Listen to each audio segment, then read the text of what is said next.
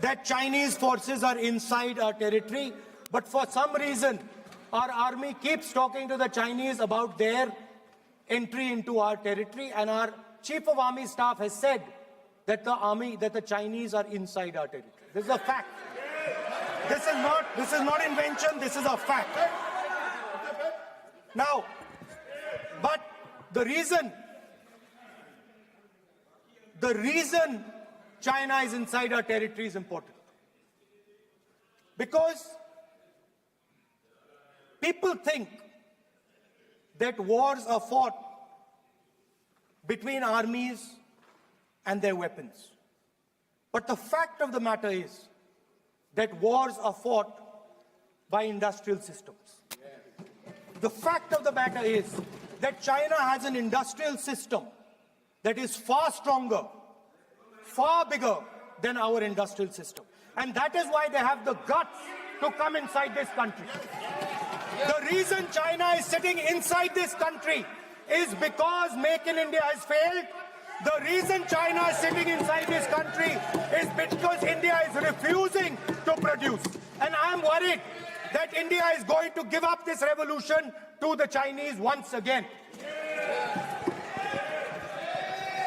The reason I made this reference is because everything is connected. If and when we fight a war with China, we will be fighting with Chinese electric motors, Chinese batteries, Chinese optics, and we will be buying Chinese motors, Chinese optics, Chinese batteries. It is a non-sustainable proposition. That is why for our security, for the future of our children, for the future of our country, we have to build a production system, and we cannot allow this revolution to go by. Now, the next step, we have a strategic partner called the United States. The partnership should focus on how India and the United States can work together to take advantage of this revolution. That is what the conversation should be on. Please understand that India is as important as the United States for the simple reason that they cannot build an industrial system without us. They cannot build a production system without us. No matter what they say, the Americans simply cannot do what India can do because their cost structure is much, much, much more expensive than ours. We can build things that the Americans would never imagine.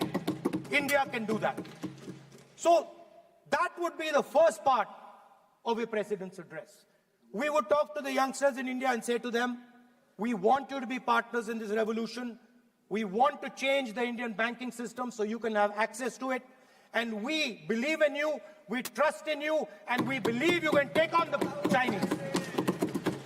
That's the first part. The second part would be about participation. We have done a caste census in Telangana. And what we have found is shocking. Almost 90% of Telangana is either Dalit, Adivasi, backward, or minority. Almost 90%. And I am convinced that that is the story across the country. I am absolutely convinced that the OBC population of this country is not one less than 50%, possibly 55%.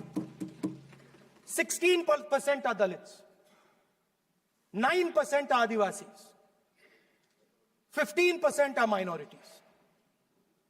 Last budget, there was a photograph. You remember the photograph? Of course. वो मक्खन बांटने वाली, हलवा बांटने वाली. That photo of distributing the halwa and the butter, I was surprised that now they have removed the photograph. They have given the halwa, but it was not shown to whom it was being served. A new development paradigm for this country, which runs parallel with the production paradigm I spoke of, which works together with the production paradigm I spoke of.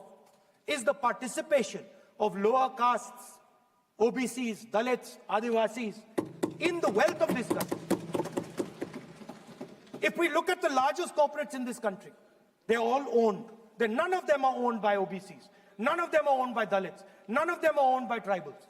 If we look at the biggest media companies that support the Prime Minister, every day we see the Prime Minister's pleasant face, smiling face on these media. None of them are owned by OBCs. None of them are owned by Dalits. None of them are owned by Adivasis. This is the fact.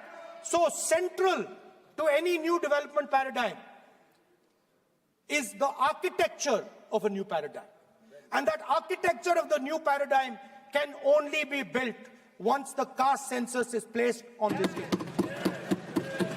Because once the caste census is placed on the table, we will know exactly how much of this country's wealth, how much of this country's power, how many of this country's institutions are owned by 90% of this country.